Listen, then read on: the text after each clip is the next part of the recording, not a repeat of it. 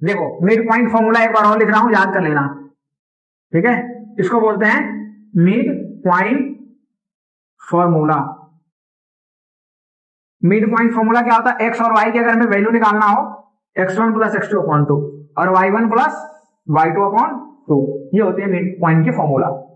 लिख लो इसे, ठीक है, और इसको याद रखोगे। अब क्वेश्चन पे आते हैं। क्वेश्चन कर रहा है use the connection you found to find the coordinates of B given that m is the mid points of the a और b।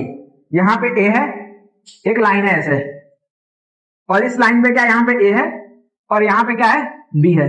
a का कोऑर्डिनेट गिवन है 3-4 और b का कोऑर्डिनेट गिवन है xy।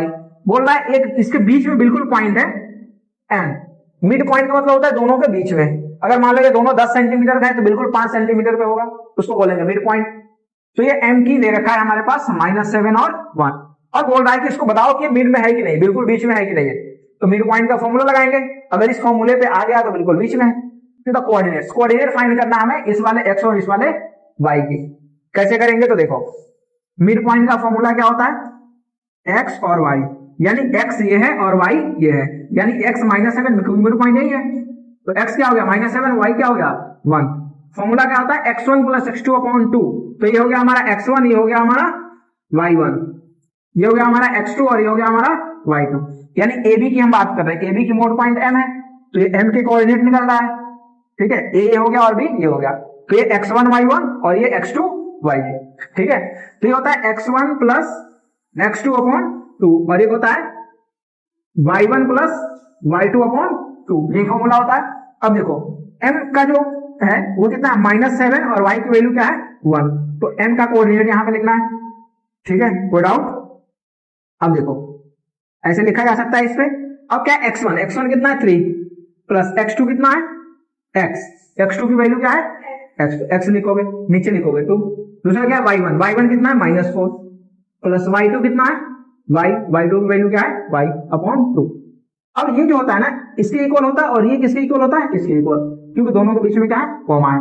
तो यहां पे करते हैं, यानी 3 plus x upon 2, 3 plus x upon 2 किसके इक्वल होगा, तो ये -7 के इक्वल होगा। इस -7 को हम क्या करते हैं, इधर भी लिख सकते हैं, कोई डाउट। ये साइड लिखो या उस साइड लिखो।